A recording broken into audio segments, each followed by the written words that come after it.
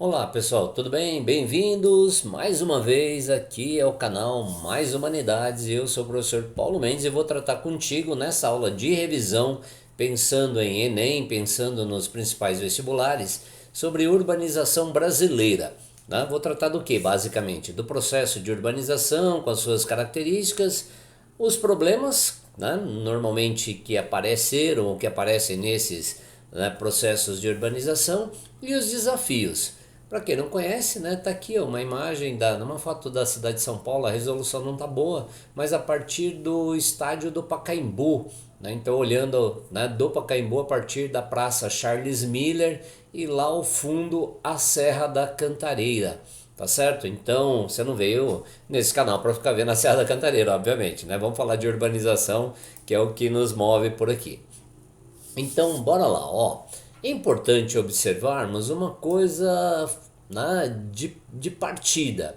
A urbanização mundial, quando nós olhamos para, né, o total da população geral e a população urbana e a população rural no mundo, nós vamos perceber que a população, né, urbana ela só vai ultrapassar a população rural a partir dos anos 2010. Então nós vamos ter, né, a maioria da população morando em áreas urbanas a partir de 2010. Mas vamos pegar aqui e retomar um conceito de urbanização. Então, existem várias formas de conceituar o processo, né? Mas de maneira geral, o que, que nós vamos ter? Ele é um processo que é complexo, ele é um processo que é recente, então entende-se como urbanização aquele processo após a Revolução Industrial. Por que após a Revolução Industrial? Porque até então, né, entendia-se como sendo um processo de crescimento urbano. Crescia a população das cidades, crescia a população no campo. Quando é que se desequilibrou, né, essas taxas de crescimento? A partir da industrialização. Então, a partir da industrialização houve o quê? Uma grande transformação destes espaços naturais e rurais, né? E houve uma grande transferência de pessoas do campo para as cidades através do chamado êxodo rural. Então, ao, né, ocuparem o espaço urbano, tem aqueles processos de disputas, né, para ver quem é que vai ocupar o melhor lugar. E aí é só você olhar para as cidades, principalmente no Brasil, que você verá quem é que ocupa os melhores lugares. Tem a questão da necessidade de ações de planejamento para a gestão do espaço urbano, para que a cidade se torne funcional, né? Para que a cidade se torne efetivamente um espaço em que as pessoas possam ter aquilo que elas vieram buscar nestes lugares, chamado qualidade de vida. Tem ação do poder público e dos agentes privados, né? Na disputa aí pela gestão ou pelos interesses de cada grupo dentro do processo de urbanização. E tem os serviços urbanos que precisam estar disponíveis para todos, mas não necessariamente estão. Então a urbanização é esse processo que, né, está sendo considerado a partir da Revolução Industrial. No caso brasileiro, nós não tivemos uma revolução industrial. Nós tivemos um processo de modernização da produção, né, a partir da implantação de indústrias. Então, o Brasil, até o início do século XX, até a crise de 1929 e um pouco depois disso, o Brasil era conhecido como um país de economia de arquipélagos ou de arquipélagos econômicos. Então, nós tínhamos as regiões brasileiras que eram muito desarticuladas entre elas e articuladas, né, ou conectadas ao mercado externo. Então nós vamos ter, né, um polo exportador de borracha na região norte do Brasil, um polo canavieiro, algodoeiro no nordeste brasileiro, né, um polo cafeeiro exportador na região sudeste do Brasil. E aí as chamadas economias complementares, né? Que eram o quê? Aquilo que na prática, se vamos pegar mineração, que vai acontecer muito, né, nos estados de Minas Gerais e por aí vai. Mas era essa a situação. Então se nós olharmos aqui, ó, o Brasil na década de 40, 31% da população brasileira moravam em cidades, ao passo que 69% moravam em áreas rurais. E se nós pegarmos de 1940 a 1970, portanto, em 30 anos, houve uma transferência da maioria da população do campo para as cidades. Então, em 1970, o Brasil se torna então um chamado país urbano e industrial. Então, o processo de urbanização no Brasil, ele tem, né, algumas características bem marcantes. Mas olhando para essa questão também, em relação às desigualdades regionais, então vamos olhar aqui em 1940, o Brasil era 31% urbano de maneira geral, 27,7% o norte, 23% o nordeste, 39% o sudeste. Veja, na década de 40 o sudeste já era a região mais urbanizada do Brasil. E assim vai se manter até 2015, que é o dado aqui dessa estatística que eu tenho, que é de 1940 a 2015. O Brasil sai de um país, né, agrário exportador na década de 40, se torna um país urbano e industrial na década de 70 e em 2015 o Brasil tinha mais de 84% da sua população morando em cidades. E aí quando nós olhamos aqui, as desigualdades regionais permanecem, ó. O norte com 75% da população em área urbana, o nordeste com 73% da população em área urbana, o sudeste com 93% da população em área urbana e o sul com 85%. Tá? Então a região menos urbanizada do Brasil, desde os anos 40, né, ela permanece sendo o nordeste. Mas não é somente isso que nós vamos observar. Então, no Brasil, a partir do momento que nós temos uma intensa implantação da indústria, então nos anos 30, com Getúlio Vargas, no projeto nacionalista, né, da indústria de base, mas fundamentalmente no JK, com a indústria multinacional ou com as empresas multinacionais chegando por aqui, o Brasil tem um salto na sua urbanização. E esta urbanização ela é marcada por uma característica importante, pela metropolização. Então veja aqui, ó, que nos anos 60, de 100% da população urbana no Brasil, 45% ocupavam, né, a região ou as regiões metropolitanas. Nos anos 70, 41%. E depois vai havendo uma diminuição, né? Não há uma diminuição da urbanização, há uma diminuição da participação da população metropolitana, ou seja, principalmente pegando São Paulo e Rio de Janeiro nesse contexto. Então, o Brasil passa por um processo num determinado momento de metropolização e num outro momento de desmetropolização. Então, vamos lá. A partir da década de 80 são observados os maiores crescimentos nas metrópoles regionais, ok? Então ocorre aí um predomínio de um processo migratório de cidade para cidade, tá? Então uma migração urbana, e aí as pessoas indo de cidades pequenas para cidades médias, continuando com esse processo de metropolização. Na prática, o que é a metropolização? Então vamos pegar aqui e observar, ó. É um processo em que uma cidade, né, ela vai se tornando metrópole, ou seja, ela vai subindo na chamada hierarquia urbana, porque ela vai apresentando uma malha, né, uma infraestrutura urbana mais diversificada, maior e, portanto, ela vai conseguindo aumentar o seu nível de produção e de articulação. E aí, então, né, nós vamos ter esse processo da chamada metropolização. Os principais fatores da metropolização no Brasil: a industrialização e principalmente o crescimento do setor terciário, ok? Muito bem, sigamos olhando por aqui essa relação. Aí nós vamos ter o quê? Os fatores, né? Na realidade não os fatores, mas os fenômenos da urbanização. Então deixei de volta aqui um gráfico, vou reduzir a minha participação aqui para ficar menorzinho, né? Mas vamos lá, ó. Então o Brasil se torna urbano e industrial nos anos 70 e, né, os principais fenômenos da urbanização brasileira estão aqui, né? Foi uma urbanização muito intensa, uma urbanização muito rápida e uma urbanização que foi carente de processos de planejamento urbano. Então, na medida em que nós tivemos, né, a industrialização e ela se concentrando principalmente no Sudeste, mais especificamente em São Paulo, Rio e Minas Gerais, o processo de crescimento dessas cidades acabou se tornando desproporcional. Então aí este crescimento desproporcional que potencializa problemas urbanos é chamado de macrocefalia, né? Um crescimento anormal.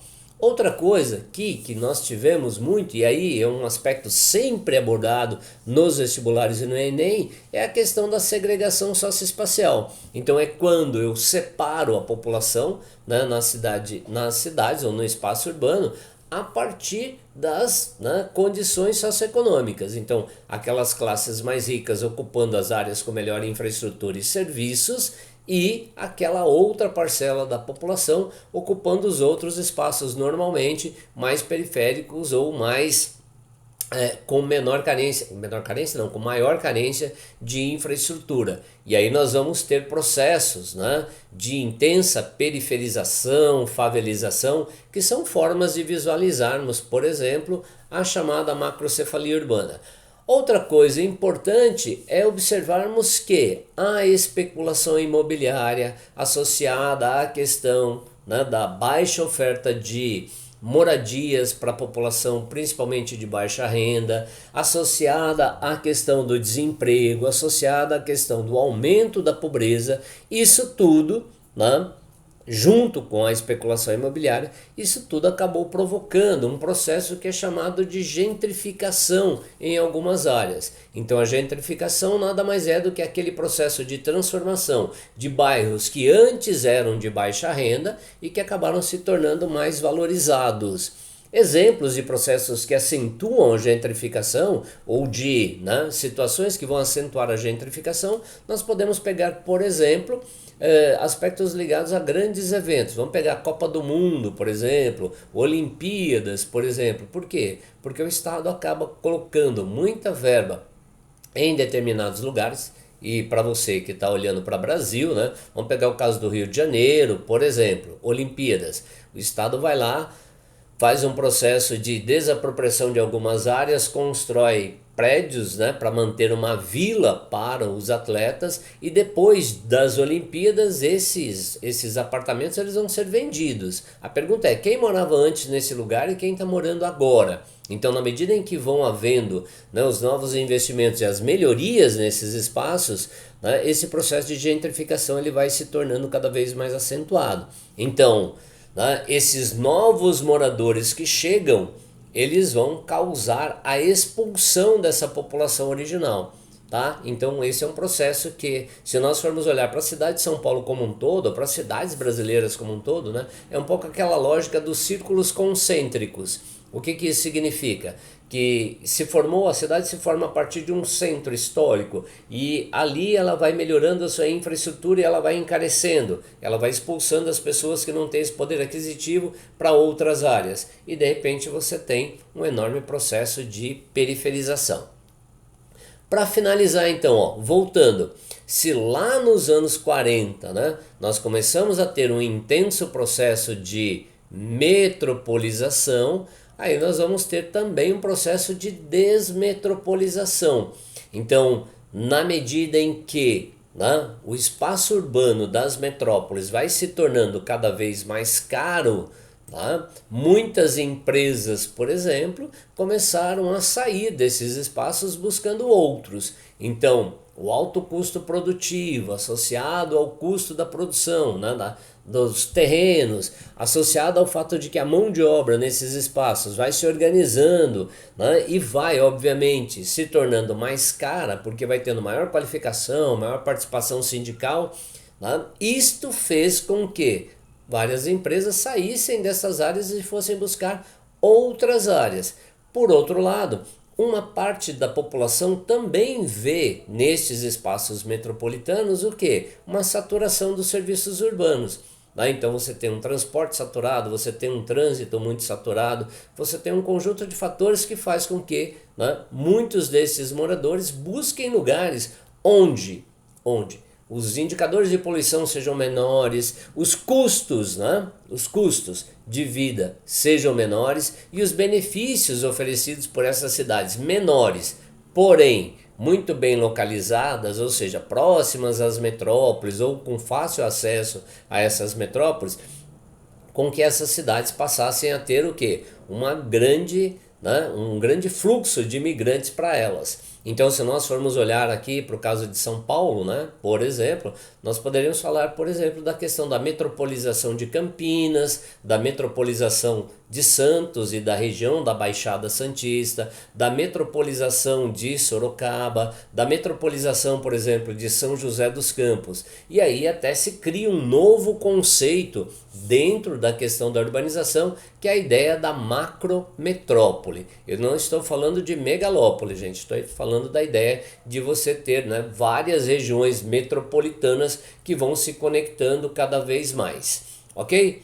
Dito isso, vamos para quê? Né? Para qual item agora? Para as questões urbanas, né? Porque quando se fala de questão urbana, está se falando do quê? De problema. Então tem a questão da desigualdade, da exclusão, tem a questão da violência urbana, tem a questão da poluição, né, em seus mais variados tipos, tem a questão da mobilidade, das enchentes, da falta de saneamento básico, né, da coleta do lixo urbano. Então quando nós olhamos de maneira geral, deixa eu colocar aqui, ó, né, no centro, lembrando que o que está embaixo aqui, ó, os problemas urbanos, ok? Vamos lá, então as principais questões envolvem basicamente o que? Os problemas de infraestrutura, então os engarrafamentos crônicos, deficiência de transporte, falta de saneamento, iluminação pública inadequada e por aí vai. Envolve problemas sociais, né? Não que os problemas de infraestrutura também não sejam sociais, eles são, mas aqui é só para estar diferenciando. Então a falta de moradias adequadas, o crescimento da favelização, né? A questão da manutenção em muitos lugares dos cortiços, o aumento da violência, as desigualdades que são cada vez mais presentes, né? Vamos pegar um caso aqui em São Paulo, fala-se em mais de 30 mil pessoas morando em situação de rua. Esses dados na realidade eles vão, né, sendo modificados porque em cada momento você tem situações distintas. Pegando o caso de São Paulo, na região central tem uma área conhecida como Cracolândia, em outros lugares você tem isso também. E obviamente que o poder público ele tem se mostrado muito ineficiente no sentido de resolver esses problemas. E por fim, e não menos importante, né? Essas cidades vivem problemas relacionados a quê? À poluição do ar, muitas vezes ao estresse e à escassez hídrica, né? Então tem a questão da escassez, por quê? Porque você tem, entre outras coisas, também a questão da poluição das águas. No caso de São Paulo, né? Especificamente da metrópole paulistana, vamos lá, ó. O Rio Tietê poluído, o Rio Pinheiros poluído, o Rio Tamanduateí poluído. Tá? E você tem uma cidade que tem uma demanda por água que tem que buscar água cada vez mais longe. Então isso vai afetando muito a dinâmica dos custos, né? E do jeito de fazer. Além disso, né? As cidades enfrentando, cidades industriais, enfrentando, né? A ocorrência de ilhas de calor, impermeabilização intensa do solo, que potencializam as enchentes. E no caso eu coloquei aqui a inversão térmica. A inversão térmica não é por si um problema ambiental. A inversão térmica é um fenômeno, né, da natureza. Então você tem aí uma mudança de temperatura do solo. Mas por que é que a inversão térmica ela se torna um problema, ela potencializa um problema ambiental? Porque na medida em que eu tenho uma camada de ar frio se formando, né, do lado do solo, isto vai impedir aquela dinâmica de circulação do ar. Então aquele movimento de convecção do ar que levaria o ar frio a subir mais, né? Isso não acontece, é interrompido momentaneamente. E aí nós respiramos uma maior intensidade de poluição. Este é um problema enorme. Dito isso, bom, aí então nós temos o quê? Nós temos uma necessidade de fazer a gestão do espaço urbano. E aí é importante lembrar que, né, os mecanismos da gestão urbana, e se você quiser conhecer um pouco mais a respeito deles, né, eu tenho uma aula gravada aí especificamente para falar do Estatuto da Cidade e do Plano Diretor. Mas os dois mecanismos estão aí. O Estatuto da Cidade, que é uma lei, né, a partir de julho de 2001, que vai propor o quê? A ideia de fazer um planejamento e gestão urbana voltados para tornar as cidades mais democráticas e mais sustentáveis. Na prática, cidades mais inteligentes. Então, ele vai contribuir para garantir o uso social da cidade, né, para democratizar o acesso ao espaço e aos serviços urbanos e para garantir aquilo que é fundamental em toda cidade, que é a ideia da posse definitiva da terra. Por quê? Porque na medida em que você tem muitas ocupações irregulares nas cidades, isso vai dificultar muito, né, a implantação de infraestrutura, isso vai dificultar muito a melhoria e o próprio morador não vai se sentir seguro para fazer também, quando pode, as melhorias necessárias nesse lugar.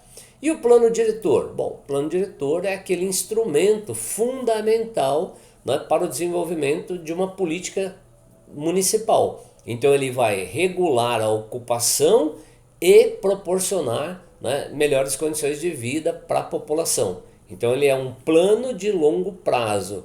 É um pouco aquela ideia de impedir que, né, o plano diretor ele tem um papel fundamental, que é de fazer com que possamos pensar as cidades a longo prazo. É essa a ideia. Então ele vai impedir que você tenha, por exemplo, uma gestão municipal, seja ela A, B ou C, né, que comprometa muito na arrecadação do município, no sentido de fazer endividamentos muito acentuados, e aí, portanto, assim, chegou ele, né, deixa de ter uma prioridade porque o foco dele era uma coisa, aí vem outro e vai fazer outra coisa. Então a ideia aqui não é essa, então é você pensar a longo prazo. Então você vai ter políticas de Estado e não necessariamente de governo, tá? Então, como é que vai funcionar o parcelamento do uso do solo, como é que vai ser o código de edificações, como é que vai ser o perímetro urbano, o zoneamento urbano, o sistema viário, né, e dos transportes coletivos e das leis ambientais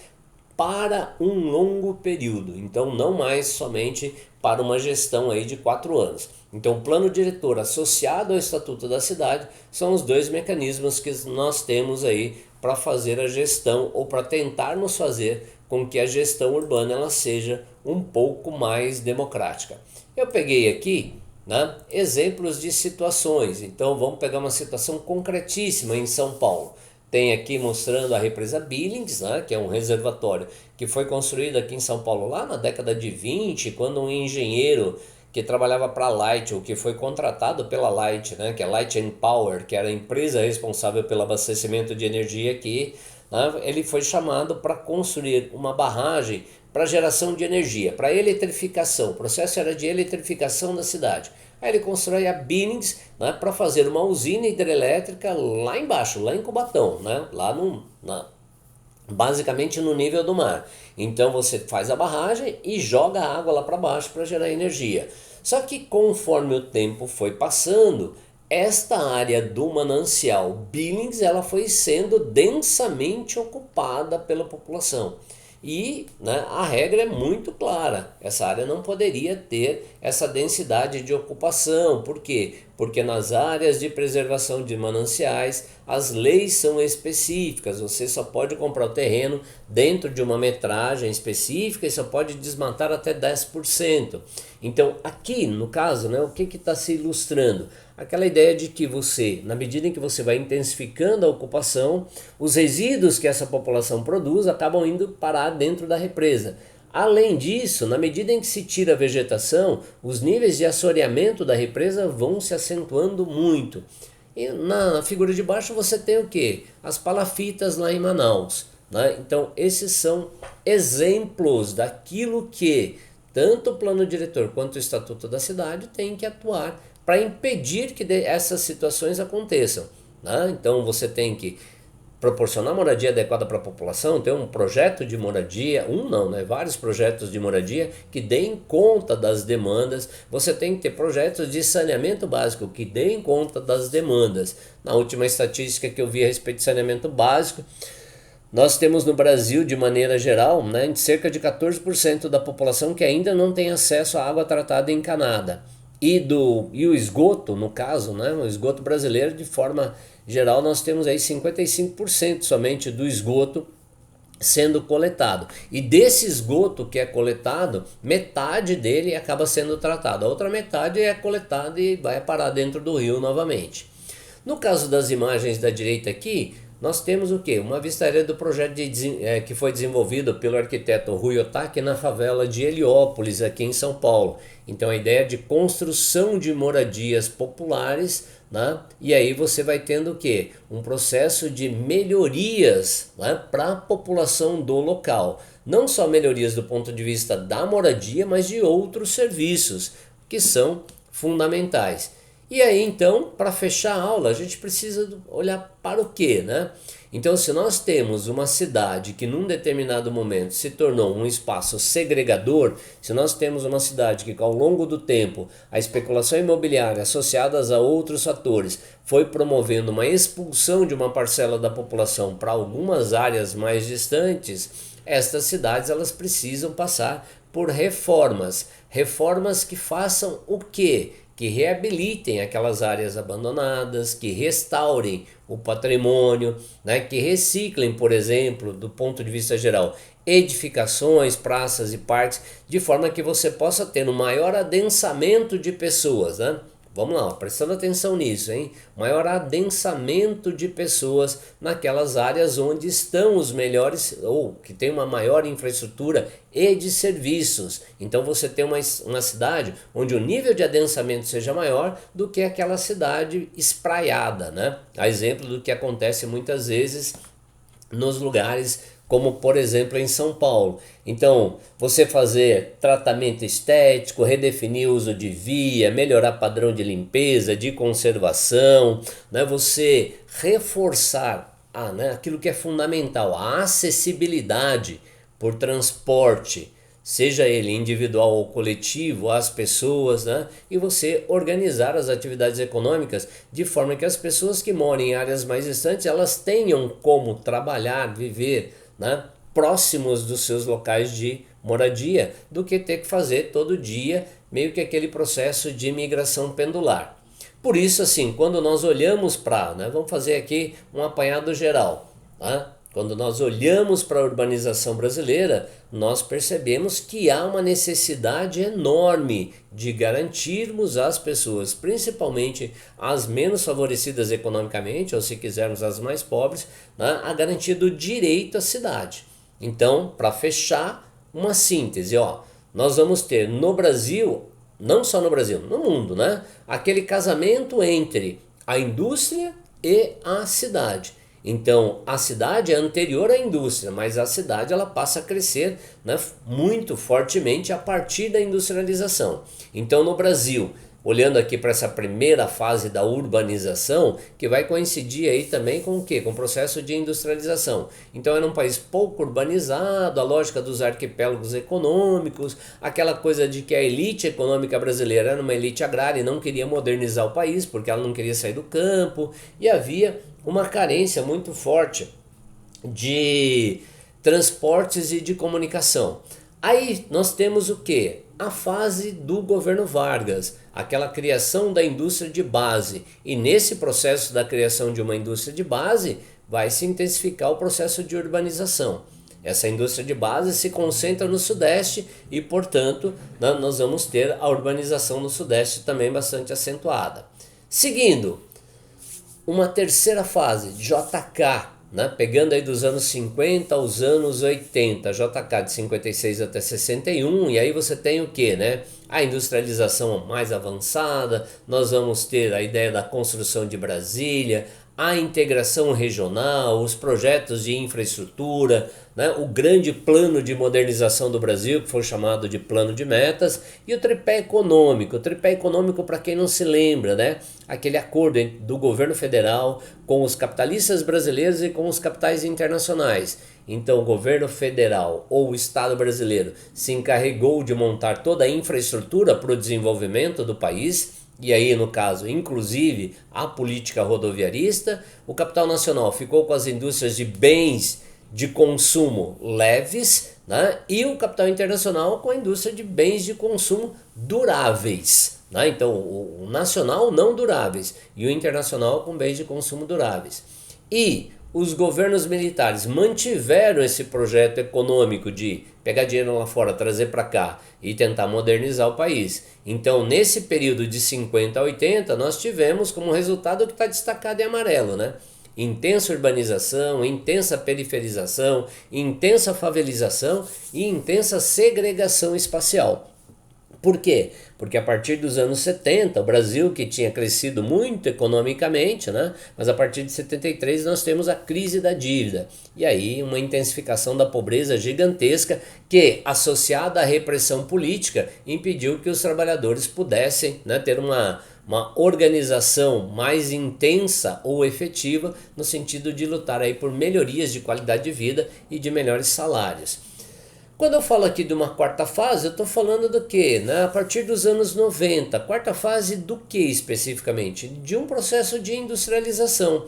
Então, lá nos anos 90, com o fim da Guerra Fria, o Brasil se torna de novo, né, um alvo, vamos dizer assim, não sei se o termo mais correto seja esse, mas o Brasil se torna um foco de interesse das grandes corporações internacionais e elas acabam expandindo sua presença por aqui ou chegando definitivamente por aqui. Então nós vamos ter um processo da interiorização das indústrias. Então nós vamos ter também aquela inversão dos fluxos migratórios. E aí nós vamos ter aquele processo de desmetropolização, né? Ao mesmo tempo que eu vou tendo a desmetropolização, eu vou tendo essa metropolização de algumas cidades que até então eram chamadas de médias, né? Como Campinas, como eu citei anteriormente, São José dos Campos, Salvador, Fortaleza e por aí vai. E nós temos a formação daquele conceito que eu também citei agora há pouco, que é chamado de macrometrópole. Muito bem, senhoras e senhores, a grande questão é essa, assim, ó. Se o tema da urbanização é um tema essencial, porque ele vai aparecer para a gente, né, em várias questões, tanto do Enem quanto dos demais vestibulares, eu vou retomar aqui, ó. Brasil nos anos 40 era um país agrário exportador. Nos anos 70 ele se torna urbano industrial e em 2015 o Brasil se torna majoritariamente, né? Assim, consolida-se essa ideia de urbanização.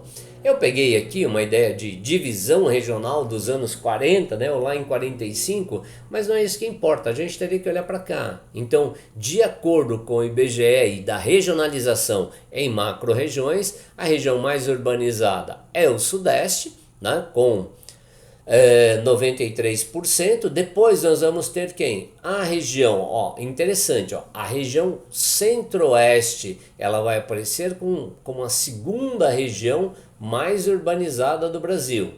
A terceira região mais urbanizada é o Sul, a quarta região mais urbanizada, né, vai ser aí o Norte, e aí o Nordeste aparece, né, continua aparecendo aqui como sendo, né, a região menos urbanizada do Brasil.